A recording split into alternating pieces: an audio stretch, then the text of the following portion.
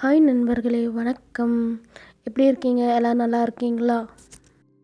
இன்றைக்கி என்ன பார்க்க போகிறோன்னா காலிஃப்ளவர் பக்கோடா. ஈவினிங் ஸ்நாக்ஸ் டைமுக்கு ப்ரிப்பேர் பண்ணுறதுக்கு. சரி வாங்க, எப்படி ப்ரிப்பேர் பண்ணுறதுன்னு பார்க்கலாமா? என்னென்ன இன்க்ரீடியன்ட்ஸ் தேவைப்படுதுன்னு பார்த்துடலாம். காலிஃப்ளவர் ஒரு பூவு, மஞ்சள், உப்பு, மிளகாத்தூள், இஞ்சி பூண்டு பேஸ்ட்டு, கடலை மாவு, அரிசி மாவு, கார்ன்ஃப்ளவரு, பெருங்காயத்தூள்.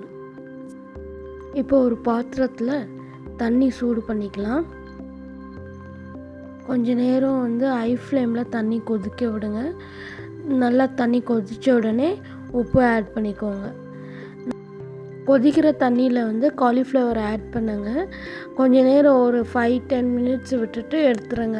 ஏன்னா அதில் நாம் எவ்வளோ தான் க்ளீன் பண்ணியிருந்தாலும் சின்ன சின்ன கிருமிகள் இருந்துச்சுன்னா சுடு தண்ணியில் போட்டாலே ரிமூவ் ஆயிரும். அது 10 மினிட்ஸ் ஆனதுக்கப்புறம் அதை அந்த காலிஃப்ளவரை நம்ம எடுத்து தட்டுக்கு ட்ரான்ஸ்ஃபர் பண்ணிக்கலாம்.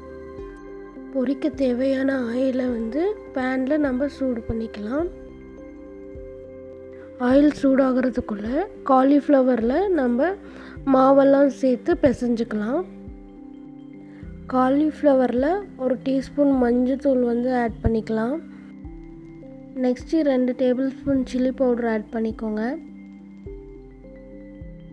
உப்பு 1 டீஸ்பூன் ஆட் பண்ணிகிட்ருக்காங்க. அதுக்கப்புறம் பெருங்காயத்தூள் ஆட் பண்ணிக்கோங்க.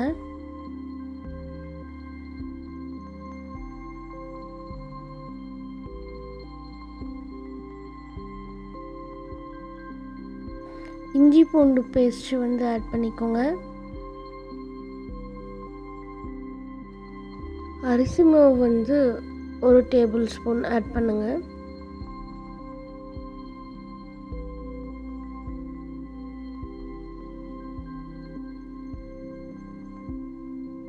கடலை மாவு 4 டேபிள் ஸ்பூன் ஆட் பண்ணிக்கோங்க.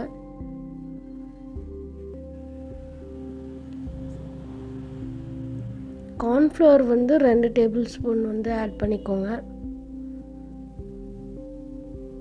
இப்போ தண்ணியெல்லாம் எதுவும் ஊற்றாதீங்க. காலிஃப்ளவர்லேயே தண்ணி இருக்கும். அதை ஃபஸ்ட்டு மிக்ஸ் பண்ணிக்கோங்க. என்னடா காலிஃப்ளவரில் தண்ணி இருக்கும்னு கேட்காதீங்க. நம்ம சுடு தண்ணியில் போட்டு எடுத்ததால் அதில் தண்ணி கொஞ்சம் லைட்டாக இருக்கும் இல்லைங்களா? அதனால் ஃபஸ்ட்டு நம்ம இப்படி மிக்ஸ் பண்ணிக்கலாம். பார்த்திங்களா, அந்த தண்ணியிலேயே பாதி மாவு நல்லா மிக்ஸ் பண்ணியாச்சு. நம்மளுக்கு இன்னும் கொஞ்சம் எக்ஸ்ட்ரா கொஞ்சம் தண்ணி வேணும். அதனால் கொஞ்சம் லைட்டாக தண்ணி தெளித்து மிக்ஸ் பண்ணிக்கலாம். ஊற்றிக்காதீங்க, தெளித்து மிக்ஸ் பண்ணுங்கள். பாருங்கள், இந்த பதத்துக்கு வரணும். ஆயில் சூடாயிருச்சான்னு செக் பண்ணுறதுக்கு ஃபஸ்ட்டு ஒன்று ஆயிலில் போட்டு டெஸ்ட் பண்ணி பாருங்கள். அது சூடாயிருக்கான்னு நம்மளுக்கு தெரிஞ்சிடும். இப்போ ஆயில் நல்லாவே ஹீட்டாக இருக்குது. அதனால எல்லாத்தையும் நம்ம போட்டு பொரித்து எடுத்துக்கலாம். போட்டதுக்கப்புறம் இந்த மாதிரி பபிள்ஸ் வரும். இந்த பபிள்ஸ் எல்லாம் குறையணும், ஃபுல்லாகவே நில்லாயிடணும்.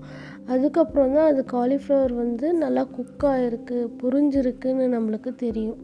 அப்போ தான் கிறிஸ்பியாக இருக்கும் சாப்பிடும்போது.